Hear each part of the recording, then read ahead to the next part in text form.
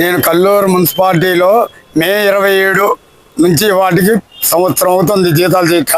మాకు 9 నెలల 4 రోజులు జీతం పెండింగ్లో ఉన్నది.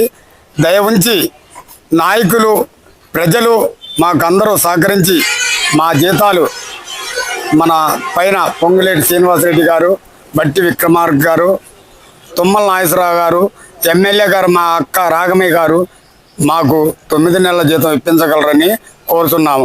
మేము ఊళ్ళో పనిచేయడానికి వెళితే మాకు గ్లాసులో మంచినీళ్ళు ఇవ్వడానికి కూడా బాధపడుతున్నారు. మా దగ్గర డ్రైనేజీ వాసన వస్తుందని.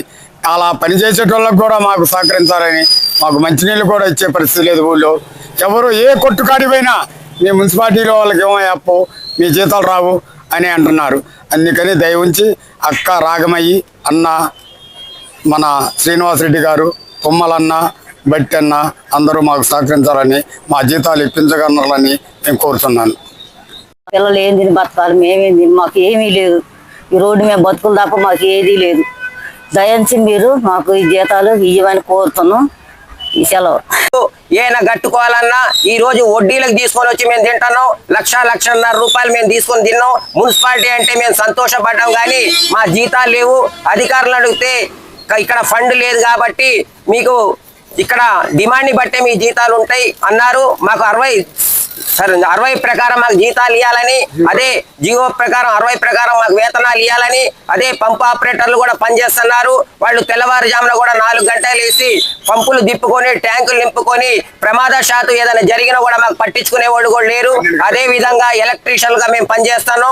స్తంభం ఎక్కి స్తంభం దిగే దాకా కూడా ఇంట్లో కుటుంబాలు, భార్య, పిల్లగాళ్ళు కూడా మేము ఇంటికి పోయి అన్నం తినేసరికి కూడా బాధపడుతున్నారు. తండ్రి ఏ విధంగా ఉన్నారు, ఎట్టున్నారని కూడా బాధపడుతున్నారు. మాకు ప్రథమంగా ఏదైనా జరిగినా కూడా పట్టించుకునే వాళ్ళు కూడా లేరు.